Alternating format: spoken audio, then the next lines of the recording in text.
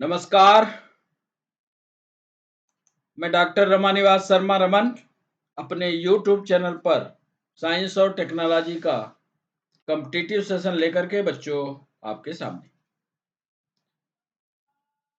आज का session tissue पर दूसरा सेशन है। कल के सेशन में हमने मेरिस्टेमेटिक टिश्यू पर बात की थी, उसका थ्योरेटिकल डिस्कशन आपको समझाया था। आपको याद होगा मेरिस्टेमेटिक टिश्यू के बाद परमानेंट टिश्यू इसका दूसरा प्रकार था, जिसको हम हिंदी में स्थायी ऊतक कहते हैं। स्थायी ऊतक भी कल को यदि आप याद करते होंगे तो स्थायी ऊतक भी दो तरह का था, एक साधारण था और एक जटिल था। आज के सेशन में बच्चों हम सरल ऊतक की बात करेंगे, स्थायी ऊतक और सरल ऊतक की। और जैसा आप चित्र में देख रहे हो कि जो सरल ऊतक होता है वो तीन प्रकार का होता है। एक को कहते हैं पैरेन्काइमा, एक को कहते हैं कोलेनकाइमा और एक को कहते हैं स्क्लेरेन्काइमा। हमारे साथ जो हिंदी वाले बच्चे जुड़े हुए हैं, क्योंकि अब हमने हिंदी और अंग्रेजी में दोनों में पीडीएफ उपलब्ध कराना और दोनों में समझाना शुरू कर दिया। तो यहां भी आप चाहते होंगे कि हम इसको हिंदी बताएं, तो पैरेन्काइमा की हिंदी होती है मृदु ऊतक। आप देख रहे होंगे ये पैरेन्काइमा है, पैरेन्काइमा की हिंदी होती है मृदु। मृदु का मतलब होता है कोमल। चित्र पर भी गौर कर लेना, कभी नहीं भूलेगा आपको। इस चित्र में एक विशेषता दिखती होगी कि कोशिकाएं आपस में सटी नहीं है, गैप है। इसको विस्तार से आगे आपको ले चलेंगे। दूसरी है स्थूल कोण ऊतक, इसको अंग्रेजी हिंदी में कहते हैं स्थूल कोण ऊतक।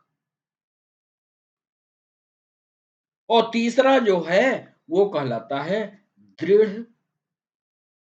ऊतक। न हिंदी वाले को दिक्कत न अंग्रेजी वाले को दिक्कत, तीनों आप समझ लीजिए, मृदु ऊतक, स्थूल कोण ऊतक और दृढ़ ऊतक। आज इन्हीं तीन ऊतकों की बारी है और आज तीन ऊतकों में कैसे सवाल पूछता है ये आज के डिस्कशन में हम शामिल करेंगे। आज का भी हमारा सेशन थ्योरेटिकल ही होगा, पर हम कोशिश करेंगे कि आपसे कुछ सवाल भी पूछें। इसलिए लगातार आप हमारे साथ सेशन में बने रहिएगा।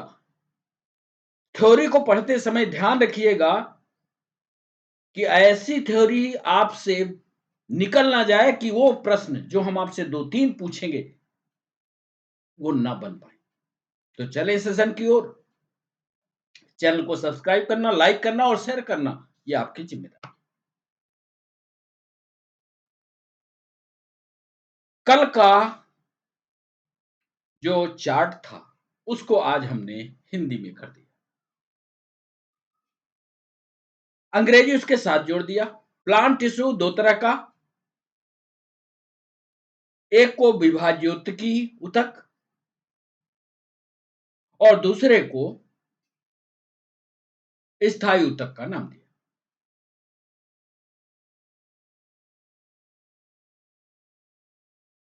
एक को मेरिस्टेमेटिक टिश्यू कहा, एक को परमानेंट टिश्यू कहा। ये हम आपको पढ़ा चुके, तीनों के तीनों ये एपिकल मेरिस्टेमेटिक, लेटरल मेरिस्टेमेटिक और इंटरकैल, जिसमें चने के खेत वाली किस्सा को आपको समझा दिया। एक का काम है लंबाई बढ़ाना, एक का काम है चौड़ाई बढ़ाना और एक का काम है शाखाएं का उत्पन्न करना। आज बारी है स्थायी ऊतक, और स्थायी ऊतक में भी आज हम छोटा सा पार्ट ही उठा रहे हैं ताकि आपको कठिन ना लगे और समझ में भी आ जाए। आज सिर्फ हम बात करेंगे सरल ऊतक। टुकड़े टुकड़े पढ़ाने का मतलब सिर्फ बच्चों इतना है कि जब आप हमारे साथ लाइव जुड़े तो आपको चलते हुए क्लास या जो आपका 45 मिनट या 40 मिनट का समय है, उसी में आपको याद हो जाए। फिर से आपको पढ़ना ना पड़े। आप नोट्स बना लो, आप हमसे सवाल पूछ लो।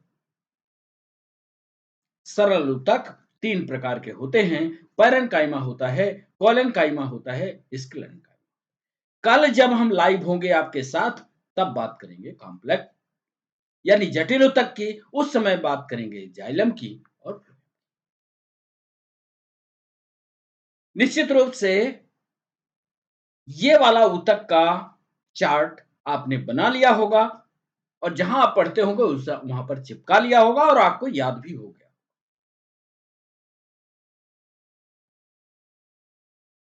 यूपीएससी ने एक सवाल पूछा, ये जो आप देख रहे हो, ये सवाल यूपीएससी का है। यूपीएससी ने एक लिखित में आंसर राइटिंग में एक सवाल पूछा। वो सवाल था 100 शब्द, 100 वर्ड में सवाल पूछा। सवाल क्या था कि स्थायी ऊतक के लक्षण बताइए। स्थायी ऊतक के लक्षण बताइए। चूंकि हमारे साथ 11th 12th नीट और पीएनएसटी के बच्चे भी जुड़े होते हैं, इसलिए हमने इसका सीधा उत्तर नहीं लिखा। आप चाहो या जो हमारे साथ पीएससी यूपीएससी वाले बच्चे बैठते हैं, इसको सीधा भी लिख सकते हैं। तो हमने इस कैरेक्टरिस्टिक को स्टेप बाय स्टेप कर दिया। हमने क्या कहा कि इसका शेप और साइज, इसका डिवीजन, इसकी दीवार और इसका स्पेसिफिक फंक्शन क्या होता है, विशेषीकृत कार्य क्या होता है, इस 4 बिंदु में बांट करके इसके लक्षण को बताएं। आपको ऐसा लिखा हुआ किताब पर नहीं मिलेगा। ये चूंकि हमने हैंड राइटिंग से लिखा है, इसलिए इसको अच्छे से समझ लीजिए। शेप और साइज, आकार कैसा होता है परमानेंट टिश्यू का। The cells have attend A definite shape and size. एक विशेषता ये समझ लीजिए स्थायी ऊतक की कि इनकी आकार और आकृति बिल्कुल बिल्कुल स्थायी होती है, निश्चित होती है। निश्चित आकार हो जिस ऊतक का, निश्चित आकार और साइज, शेप और साइज हो, वही होगा परमानेंट। तो पहला लक्षण, पहले लक्षण पर यह हुआ, ये पहला लक्षण। which do not alter afterward, ये बाद में चेंज नहीं होता। ये भी विशेषता नोट रखिए। एक निश्चित आकार जो ग्रहण कर लिया, उसमें ऐसा नहीं है कि आज इस आकार में दिख रहा है और कल उस आकार में दिखेगा। अल्टर नहीं होगा। अल्टर शब्द याद आ रहा? अल्टर पैंट में होता है। चलो इस पैंट का अल्टर करा दे, चेंज करा दे, उल्टा पुल्टा करा दे, वो वाला अल्टर शब्द यहां। डिवीजन, परमानेंट सेल्स में विभाजन नहीं होता। विभाजन की क्षमता नहीं के बराबर कि चलो ये वाली सेल ऊपर है तो इसमें विभाजन की क्षमता होगी, ये बढ़ लेगी, ऐसा नहीं। विभाजन की क्षमता नहीं के बराबर। Permanent cell normally do not divide, बढ़ती ही नहीं। इसकी दीवार की विशेषता क्या होगी? It can be thick or thin, मोटी भी हो सकती है और पतली भी हो सकती है। मोटी है ये, हिंदी वाले बच्चे, पतली भी हो सकती है। थिकनिंग में भी रेगुलर और इरेगुलर। अब थिकनिंग का मतलब यहां बच्चों अच्छी तरह से समझना। थिकनिंग ऐसा नहीं कि यहां से शुरू हुई और बराबर साइज में होती जाएगी, मोटापा ऐसा ऐसा बढ़ता जाएगा, नहीं, ऐसा नहीं होगा। कहीं पर मोटी, कहीं पर पतली हो सकती है। विशेषीकृत कार्य क्या होगा? Permanent cells come to have specific function. ये परमानेंट जो कोशिकाएं होती हैं, ये कुछ विशेष कार्य ही करती हैं। ऐसा नहीं कि लंबाई बढ़ा देगी, ऐसा नहीं कि चौड़ाई बढ़ा देगी, कुछ स्पेसिफिक काम ही करती हैं। जैसे आपसे पूछा जाए कि परमानेंट टिश्यू क्या करता होगा, तुरंत जवाब देना, मैकेनिकल सपोर्ट दे देगा, ताकत दे देगा, पौधा गिरेगा नहीं, आंधी तूफान आ जाए पौधा टूट नहीं। यूपीएससी वाले बच्चे इन शब्दों को गिनना और इसको 100 शब्दों में कंक्लूड करने की कोशिश करना, लिख करके हमें भेजना। कोई भी तरीका हो, व्हाट्सएप पर भेजना, टेलीग्राम पर भेजना, ग्रुप पर भेजना, कहीं से भी भेजना, 100 शब्दों में लिखना। कैरेक्टरिस्टिक ऑफ परमानेंट टिश्यू, स्थायी ऊतक के लक्षण क्या होते हैं? यूपीएससी का सवाल है, लिखना, लिख करके भेजना। जो हमारे साथ नीट वाले बच्चे, पीएनएसटी वाले या 12th वाले बच्चे जुड़ते हैं, वो इसका नोट्स बनाएं, परमानेंट टिश्यू के लक्षण क्या होते हैं और टू दी पॉइंट ऐसा लिखें, shape and size, division, ball, specific. आइए, जो हम परमानेंट टिश्यू की बात कर रहे हैं, कल इसी पर कॉम्प्लेक्स टिश्यू की बात करेंगे। आज हम सिंपल परमानेंट टिश्यू और कॉम्प्लेक्स परमानेंट टिश्यू के बीच में अंतर बताना चाहते हैं। ये तो आपको इस वाले चित्र में बता दिया है कि कॉम्प्लेक्स टिश्यू में जाइलम होता है और फ्लोएम। सामान्य रूप से आप साइंस के स्टूडेंट हैं, ये तो जानते हैं कि जाइलम और फ्लोएम क्या काम करते हैं। जाइलम पानी ढोता है और फ्लोएम बना हुआ खाना जो पत्तियों में है, वो पौधे के विभिन्न भागों में यानी जड़ के रूट तक यानी पत्ती तक भी पहुंचाता है। बस हमने एक तय किया कि एक चार्ट बनाएं और कॉम्प्लेक्स और सरल ऊतक के बीच में आपको अंतर समझाएं। उसके लिए हमने पॉइंट तैयार किया। पॉइंट कैसे तैयार किया? परिभाषा। कल इस पर कॉम्प्लेक्स वाले पर विस्तार से आपको समझाएंगे, क्योंकि जाइलम और फ्लोएम पर बहुत सारे सवाल नीट और पीएनएसटी में पूछे गए हैं, ऑब्जेक्टिव सवाल पूछे गए। आज उसका कुछ उदाहरण हम आपको दिखाएंगे। परिभाषा क्या है? ये plant tissue made up of single type of cell. सरल परमानेंट जो टिश्यू होगा, उसकी रचना जो है एक ही प्रकार के कोशिका से होगी। इस डिफिनेशन को ध्यान से देखें। इसका निर्माण जो होगा वो एक ही प्रकार की कोशिका होगी। एक ही प्रकार की कोशिका। चलिए, बिल्कुल सरल अंग्रेजी है। ये plant tissue made up of different type of cell. अलग अलग जब कोशिकाएं मिलती हैं तो उससे जो परमानेंट टिश्यू बनेगा उसको कहेंगे कॉम्प्लेक्स परमानेंट टिश्यू। जैसे हम जाइलम की जब कल आपको विशेषता बताएंगे, फ्लोएम की विशेषता बताएंगे, तो अलग अलग कोशिकाएं बताएंगे। आपने सुना होगा चलनी कोशिका, सीव ट्यूब, कंपेनियन सेल, ऐसा नाम सुना होगा। कल इसकी विशेषता बताएंगे, बहुत सरल है, सीधा सीधा आपको समझ आएगा।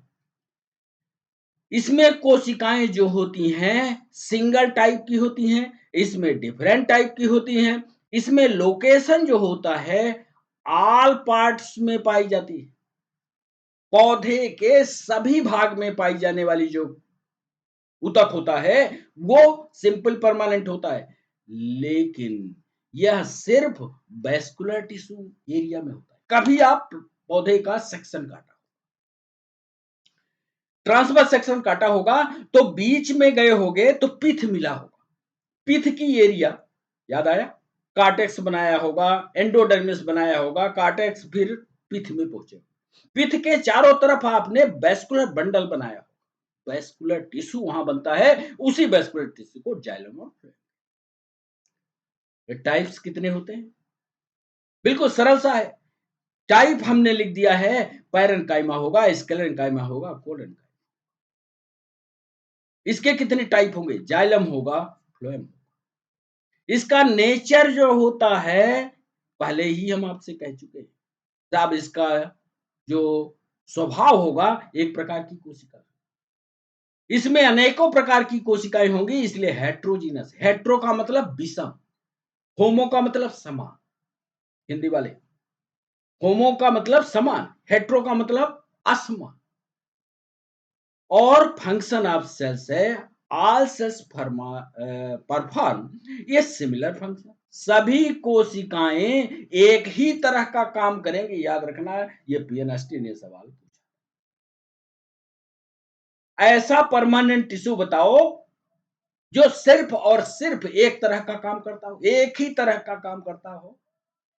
तो आप बताना कि वो कॉलन काइमा हो सकता है, कि जाइलम हो सकता है, कि फ्लोएम हो सकता है, हो कौन सकता है? तो उत्तर आएगा आपका कॉलन काइमा। यदि आप गंभीरता से अंदर घुस करके पढ़ोगे तब इस तरह के सवाल कर पाओगे। नीट ने भी ये सवाल पूछा। Cells are different in function. जब कोशिकाएं अलग अलग काम करना शुरू कर दे, जैसे जाइलम का काम अलग, फ्लोएम का काम अलग। ऐसा नहीं है कि फ्लोएम जाएगा नीचे और पानी उठाएगा पत्ती के पास ले जाएगा, ऐसा नहीं करेगा। जाइलम ही रिस्पॉन्सिबल होगा जो जड़ से पानी लेगा और पत्ती के पास पहुंचाएगा। इसी तरह से फ्लोएम बने हुए खाना, जो पत्ती की रसोई घर में बना हुआ खाना है, उसको उठाएगा और पौधे के विभिन्न भागों में पहुंचाएगा। इसका भी एक नोट्स बनाना। यहां पर एक चित्र हमने बनाया है, इस चित्र को ध्यान से देख लो। चित्र ये देखो, ये जो टिश्यू हमने बनाया ये कोलन काइमा का है। कोलन काइमा को हिंदी में ये देख रहे हो कोशिका का आकार स्थूल कोण है कि नहीं? स्थूल कोण, स्थूल कोण ऊतक है। ये देख लो सेल वॉल है, फलाना फलाना वैक्यूल है, न्यूक्लियस है, बाल थिकनिंग है, बाल मोटी और पतली हो सकती है। ये सारी विशेषता उधर डिस्कशन हो चुका है। और जब यहाँ पहुंचते हैं तो यहाँ देखो अलग अलग कोशिका, जाइलम पैरेन्काइमा, बेसल है, ट्रैकिड्स है, जाइलम फाइबर है। इसकी कल विशेषता आपको बताएंगे, आप चिंता ना करें। आज सिर्फ अंतर समझने की कोशिश करें, कल के लिए आपकी तैयारी करवा रहे हैं कि कल आप इसके लिए तैयार रहें। सरल हिंदी में भी लिख दिया। सरल ऊतक क्या होता है, जटिल ऊतक क्या होता है? सरल ऊतक वो हैं जो एक ही प्रकार की कोशिकाओं से बने। कह दिया है अंग्रेजी में भी, समझा भी दिया है। अब आप कहोगे कि साहब एक प्रकार की कोशिका कहां है, देख लो। सरल ऊतक इसमें कौन सा है, स्थूल कोण है।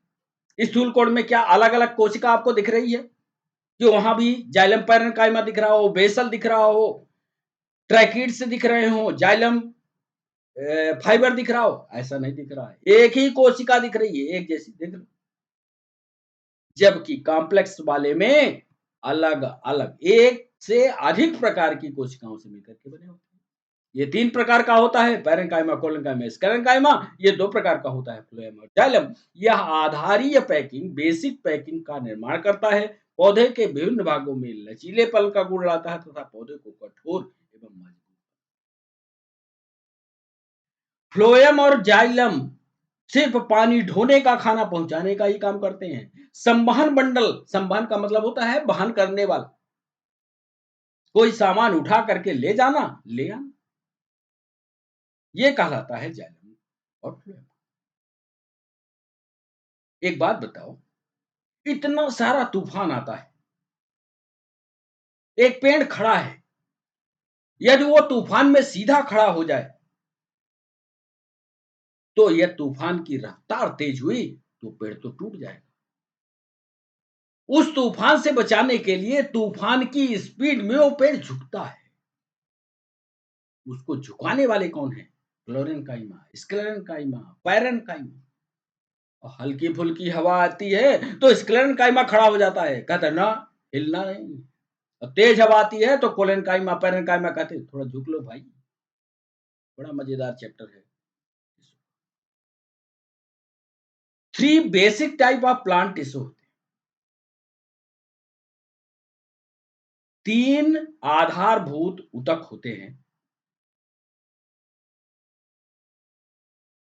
जो प्राइमरी टिश्यू है, सरल ऊतक है। इनका चित्र देखो और चित्र देखकर ही आपको याद हो जाएगा, बिल्कुल कुछ समझाने की जरूरत नहीं। पहला चित्र देखो, पैरेन्काइमा टिश्यू, देख लो। पैरेन्काइमा टिश्यू में कोशिकाएं जो हैं, पहले वाले चित्र को ध्यान से देखो, पहले वाले चित्र को। पहले वाले चित्र में इस वाले चित्र को ध्यान से देखो। इसमें कोशिकाएं जतर कितर इधर से उधर माने स्पेस पड़ा हुआ है। ये देखो इंटरसेलुलर स्पेस, दो कोशिकाओं के बीच में पाई जाने वाली जगह अंतर कोशिकीय अवकाश कहलाती है। अर्थात इन कोशिकाओं में अंतर कोशिकीय अवकाश पाए जाते हैं। नीट ने सवाल पूछा, अंतर कोशिकीय अवकाश किस कोशिका में पाई जाएगी, किस ऊतक में पाया जाएगा? मान लो आपके पास ऑप्शन आता तो आप जवाब करते? अब तो कर लोगे। जैसे आप पैरेनकाइमेटस जो टिश्यू होगा पैरेनकाइमा वाला होगा उसी को ठीक करें। जरा इसको देखो कोलेनकाइमा। कोलेनकाइमा में सेल वॉल को देखो। सेल वॉल जो है वो बिल्कुल कॉम्पैक्ट बनी हुई है, भरा हुआ है, उसमें कोई गैप नहीं है, कोई स्पेस नहीं है। जरा ध्यान से चित्र बगल वाला भी देखो, ए और बी। तूफान आएगा तो इसको झुकाने का काम, लचीलापन लाने का काम कौन करेगा? इन तीनों में बता दो। कोलेनकाइमा करेगा? कमेंट सेक्शन का उपयोग करो, हमारे प्रश्न का जवाब देते चलो। कोलेनकाइमा करेगा। और स्क्लेरेनकाइमा को तो देख लो, ये जड है, ठोस है, कठोर है। क्यों कठोर है? ये एक सवाल नीट ने पीएनएसटी दोनों ने पूछा। उसका एक काम याद रखना कि इसकी जो कोशिका होती है स्टोन सेल कहलाती है और इसकी जो दीवार होती है वो लिग्निन की बनी होती है। नोट कर लो, चित्र में हमने लिख दिया है। इसकी जो सेल वॉल होती है, पहला पॉइंट ये नोट करना, cell walls with lignin, lignin की बनी हुई सेल वॉल। और इसकी जो कोशिका होती है यानी सेल, वो स्टोन सेल। ल्यूमेन यहां भी होता है, गड्ढा यहां भी होता है, सब में गड्ढा है, लेकिन इसकी लिग्निन की बनने के कारण दीवार जो है वो अत्यंत कठोर हो जाती है। अभी थोड़ी दूर आगे बढ़ेंगे तो एक नारियल का भी उदाहरण हम आपको देकर पैरेनकाइमा की विशेषता क्या है? पैरेनकाइमा मतलब पहला वाला, ए और बी वाला। चित्र को दिमाग पर रखो, बार बार हमको आगे पीछे ना करना पड़े। अब तो बता भी लोगे। हिंदी अंग्रेजी को दिखाने के लिए इधर लाते हैं आपको। ये पतली कोशिका भित्ति वाली जीवित कोशिकाओं का बना होता है। तीनों याद रखना, तीनों सवाल पीएनएसटी नीट पीएससी में पूछे गए, इसीलिए तीनों लक्षण को शामिल किया है। ये पतली कोशिका भित्ति देख लो, कहीं मोटी दिख रही? पतली कोशिका भित्ति वाली जीवित कोशिकाओं का बना होता है। दूसरा, इनकी कोशिकाओं के मध्य काफी रिक्त स्थान होता है, देख लो है कि नहीं? यह ऊतक पौधों को सपोर्ट प्रदान करता है और भोजन का भंडारण, कलेक्शन ऑफ फूड किसमें होता है? पैरेनकाइमा। क्यों? क्योंकि इसके पास जगह है, स्पेस है, कॉम्पैक्ट नहीं है, ठोस नहीं है, पतली दीवार है भैया, भोजन भर लो फैल जाए। अंग्रेजी भी देखो, cells are thin walled and unspecialized, these are living cells। एक ही ऊतक इसमें ऐसा दिखेगा आपको जो लिविंग है। Cells are usually loosely packed with large intercellular space, stores nutrient and water in stem and root। जहां भी ये स्टोर, जहां भी ये ऊतक पाया जाएगा, चाहे वो तना में हो चाहे जड़ में हो, उसका काम ही है कि ये पानी का स्टोर करे और भोजन का स्टोर करे। Some cells contain chlorophyll called chlorenchyma and perform photosynthesis। Other cells have large air cavities called parenchyma which provide buoyancy to hydrophytic। बड़ा इंपॉर्टेंट है। ये पैरेनकाइमा में दो प्रकार के और कोशिकाएं जो, पैरेनकाइमा में ही दो प्रकार की कोशिकाएं होती हैं, अंडरलाइन कर लेना। कभी कभी आपने देखा होगा, आम खाते हैं हम और आम की जो गोही होती है उसको फेंक देते हैं। आम की गोही जब निकलती है, उससे नया आम का पेड़ जब निकलता है, तो जैसे ही निकलता है वो तुरंत पत्ती तो आती नहीं, पहले वो तना जो होता है या जो छोटी पत्ती होती है, उसका रंग और तने का रंग एक जैसा। तना हरा है। तना जब हरा है, तो वहां पर जो ऊतक है या पत्ती में जो ऊतक है, वहां भी क्लोरोप्लास्ट है। यानी तने में भी क्लोरोप्लास्ट है, पत्ती में भी क्लोरोप्लास्ट है। तना भी प्रकाश संश्लेषण करेगा और पत्ती भी प्रकाश संश्लेषण। और जब तना प्रकाश संश्लेषण कर रहा है, तो उसमें जो ऊतक है, दैट इज क्लोरेनकाइम। कुछ ऐसे पौधे हैं जो पानी में ही पाए जाते हैं। अब पानी में वो पाए जाते हैं, और यदि वो डूब गए तो उसमें एरिएशन नहीं होगा, हवा नहीं पास होगी, ऑक्सीजन नहीं मिलेगी, प्रकाश संश्लेषण नहीं कर पाएंगे, वो दब जाएंगे, जमीन के नीचे चले जाएंगे, तो प्लांट समाप्त हो जाएगा। तो पैरेन्काइमा का ऊतक ऐसी व्यवस्था देता है कि उसमें एयर सैक बन जाते हैं, जैसे ब्लैडर बन जाता है, और वो ब्लैडर हवा भर लेता है और पौधे को हमेशा तैराता रहता है। ये ये व्यवस्था जो है ब्योयेंसी कहलाती है। ये हाइड्रोफिटिक या जलोदभिद पौधों में। तो इसका 25वां पॉइंट बच्चों, इसका 25वां पॉइंट ध्यान से आपको पढ़ना है, और इस पर ये सवाल और एक ये सवाल, ये दोनों पेपर, ये दोनों ऑब्जेक्टिव। हिंदी बताई दिया। पतली कोशिका भित्ति, जीवित कोशिकाओं का बना, इनकी कोशिकाओं के मध्य काफी रिक्त स्थान, यह ऊतक पौधों को सपोर्ट प्रदान करेगा और भोजन का भंडारण। आइए, उसी पैरेन्काइमा को जो अभी उधर बताया, क्लोरेन्काइमा, एरेन्काइमा, इसको हमने अलग से इधर दिखा दिया। बताया ना उधर कि पैरेन्काइमा के भी प्रकार है। ये पैरेन्काइमा बड़े चित्र में दिखा रहे हैं। साइटोप्लाज्म होगा, रिक्तिका होगी, नाभिक होगा, इंटरसेलुलर स्पेस होगा, प्राइमरी सेल वॉल होगी, सब कुछ होगा। लेकिन इस सेल वॉल और cytoplasm, vacuole, nucleus, intercellular space, ये तो पूरा पैरेन्काइमा। पैरेन्काइमा के ही दो पार्ट देख लो। जब पैरेन्काइमेटस ऊतक के या सेल्स में क्लोरोफिल की उपस्थिति दिख जाए, ये देखो, दिखी, ये यहां दिख,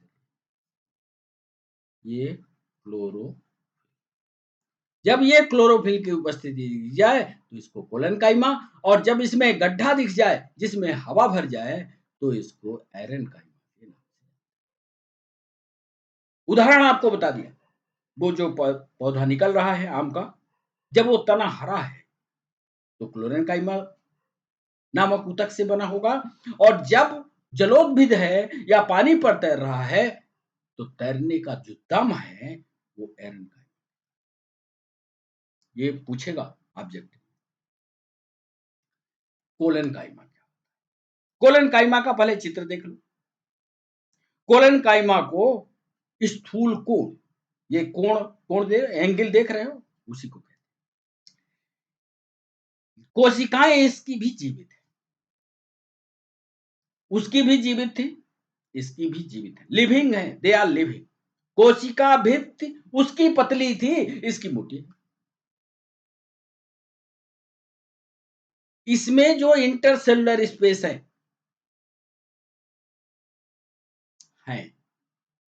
अंतर कोशिकीय अवकाश उपस्थित होते हैं, और इनका काम होता है मैकेनिकल सपोर्ट देना। Mechanical support in the sense कैसा, जब आंधी तूफान आ रहा है तो पौधे को इतना झुका दिया ऐसा, और तूफान निकल गया तो पौधे को सीधा कर दिया, तो ये भी एक मैकेनिकल सपोर्ट। टाइट नहीं किया, उसको रिलैक्सेशन दिया, ये मैकेनिकल सपोर्ट को। तीन चीजें यहाँ याद रखना, तीनों उससे मिल रही हैं। पहले जीवित कोशिका है, कोशिका भित्ति मोटी है लेकिन उसकी पतली है, इसमें भी इंटरसेलुलर स्पेस है, और पौधों को ये यांत्रिक सहायता देता है। इसमें कोई क्लोरोफिल नहीं है, कोई हवा का ब्लैडर नहीं है, और ना तो ये तैराने में मदद।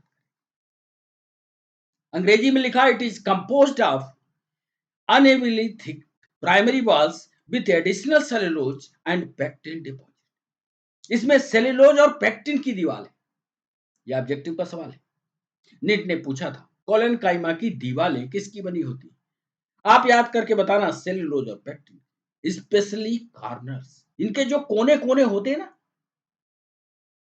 कोना कहां, ये जहां हमने इस चित्र में ये थिक वॉल बनाई, ये कोना, ये कोना, ये कोना, ये जो कोने हैं कॉर्नर्स, ये सब थिक वॉल होते हैं। और ये थिक वॉल सेल्यूलोज और पेक्टिन के डिपोजिशन से बनते हैं। याद रखना, सेल्यूलोज और पेक्टिन के डिपोजिशन।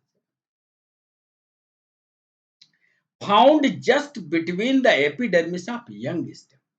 जो नया तना बन रहा है, बिल्कुल नया तना जो बन रहा है, उसके ठीक नीचे, बिल्कुल ठीक नीचे जो नया तना बनता है, जरा उसके पास जाना, आज किसी पेड़ के पास जाना, उसके ठीक नीचे collenchyma. The cells are slightly elongated. इसकी कोशिकाएं थोड़ा लंबाकार होती है, जहां से तना निकलता है। आज टेस्ट करना, आज की ये क्लास के बाद, जब ये क्लास रात को 10 बजे समाप्त हो जाएगी, तब उसके बाद देखना, क्या कल देखना, उसके जहां से ये निकलता है वहां की कोशिका थोड़ी लंबी दिखती है, tightly packed and overlap each other. एक दूसरे को कवर करती हुई दिखाई। फंक्शन लिखा है स्ट्रेथनिंग एंड सपोर्ट द प्लांट। ये एक ताकत देता है कि जो तना ऊपर की तरफ जा रहा है उसको एक ताकत मिल जाए और यह नीचे की तरफ या टूट करके नीचे ना। आइए कोलन काइमा को विस्तार से इसका सेक्शन काट करके देख लीजिए। कोलन काइमा है, ये इसकी सेल वॉल है।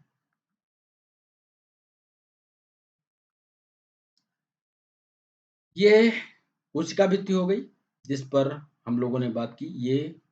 ये कोशिका भित्ति, ये कोशिका भित्ति, ये इसको हिंदी में रिक्तिका कहते हैं, रिक्तिका कहते हैं। ये भी याद रखना, ये लिविंग होती हैं, लिविंग मतलब जिंदा होती हैं। और ये लिविंग एक दूसरे के ऊपर, ये कोशिकाएं कैसे लगी होती हैं। एक चीज महत्वपूर्ण है जो नेट ने सवाल पूछा था कि ये पेक्टिन, पेक्टिन और सेलुलोज की बनी। ये ट्रांसफर सेक्शन है और एक लॉन्गिट्यूड, ये लंबवत काट करके ये एलियास है, ये टीएस है। ये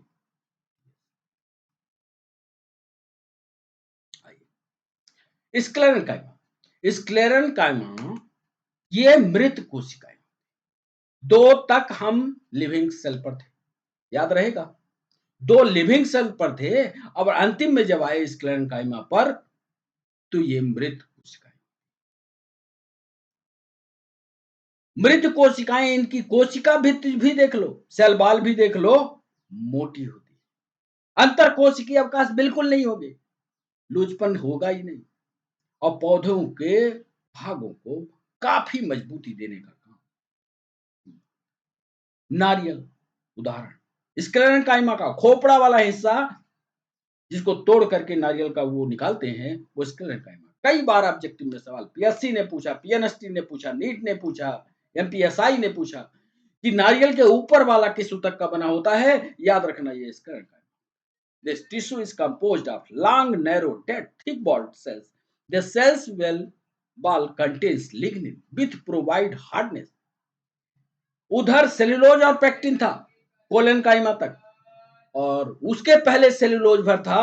अब यहां पर सिर्फ और सिर्फ लिग्निन है। पक्का ये कॉम्पिटिटिव एग्जाम में ये वाली लाइन जरूर पूछी जाएगी, इस पर दिमाग गड़ा कर रखना। No intercellular space is there in scan.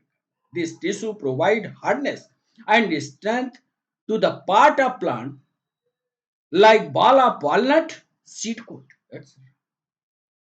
पौधे के सीड कोट को जितना भी हार्ड पार्ट है, सबको मजबूती देने का काम स्क्लेरन काइमा। तो मृत कोशिकाएं, कोशिका भित्ति का मोटा होना, अंतर कोशिकीय अवकाश का ना होना, लिग्निन की दीवार का पाया जाना और पौधों को मजबूती देना स्क्लेरन काइमा का काम। इसका भी लॉन्गिट्यूडिनल सेक्शन काट दिया। लॉन्गिट्यूडिनल सेक्शन में इसके अंदर जगह कम होती है, एक पतली जगह होती है, स्पेस। इस तरह का हाथ, अभी कोलेनकाइमा होता तो अंदर काफी जगह होती, पैरेन्काइमा होती तो और जगह होती, फिर कोलेनकाइमा में थोड़ी, और स्केलेनकाइमा में पहुंचे तो जगह बिल्कुल कम हो गई। सिंपल पिट पेयर होते हैं, ट्रांसवर्स सेक्शन में दिखाई देते हैं, नैरो ल्यूमन होती है। ये उसका प्लांट टिश्यू, ये आपके लिए एक कंपैरेटिव स्टडी का पन्ना लगा। Parenchyma tissue, collenchyma tissue, sclerenchyma, सबके चित्र इधर बना दिए, और इधर पैरेन्काइमा, कोलेनकाइमा, स्क्लेरेन्काइमा के सेल शेप पर ऑब्जेक्टिव, चूंकि cell shape, cell wall, cytoplasm, nucleus, vacuole, intercellular space, occurrence और फंक्शन पर पूछता था, इसलिए हमने सब बिंदुओं को ध्यान में रखते हुए सब पर नंबर 1 सेल शेप। सब पैरेन्काइमा का अलग से पढ़ लेना, लेकिन चार्ट के रूप में पढ़ना, बच्चों भूलेगा नहीं कभी। ओवल होता है, स्फेरिकल होता है, पॉलीगोनल होता है, जिससे सरल सी अंग्रेजी। कोशिका भित्ति जो होती है सेलुलोज की बनी होती है, देख रहे हो, इसकी कोशिका भित्ति अनइवन थिकनिंग होती है, सेल वॉल होती है, लिग्निफाइड सेकेंडरी, ये सेलुलोज और पेक्टिन की होती है, सेलुलोज धन पेक्टिन। फिर बैकोल पर आओ तो लार्ज बैकोल, फिर इससे थोड़ा छोटी, और इसमें बैकोल होती ही नहीं। इंटरसेलुलर स्पेस प्रेजेंट होते हैं, यहां भी एब्सेंट होते हैं, यहां भी एब्सेंट होते हैं। तो ये एक कंपैरेटिव स्टडी जो हमने बनाई है, जो आपको यदि एक पन्ना ये आप पढ़ लोगे, तो मान लो कि जितने तक आपने सिंपल टाइप के इधर पढ़ा है, सारे के सारे आपको याद। पैरेन्काइमा, कोलेनकाइमा, स्क्लेरेन्काइमा के इन सारे चित्रों को कंपैरेटिव स्टडी में आप रखना। कंपैरेटिव स्टडी में रखोगे तो ये सारे के सारे आपको याद। कंपैरेटिव स्टडी में रखना जरूर, कंपैरेटिव स्टडी में इनको याद कर लेना। नंबर 1 है, ये क्रॉस सेक्शन में है, 2 है, और ये 3 है। उसी जो उधर चित्र बनाए हैं उनको तुलनात्मक अध्ययन के लिए आपके लिए 1, 2, सॉरी 2 और ये 3। ये ध्यान रखना कि ऊपर जो हम बना रहे हैं ये टीएस है, और यहां जो बना रहे हैं ये एलएस। जब नोट्स बनाना, हमने ये तय किया कि कुछ आपसे आज सवाल पूछ ले, या सवाल आपको याद दिलवा दे, जिसके लिए आपको तैयार रहना चाहिए। या कल का यदि सवाल आपको, कल का आपने थ्योरी पढ़ी हो, तो कल उससे हम सवाल को, इस क्वेश्चन को यहां पर, सॉरी पैड सही काम नहीं कर रहा है,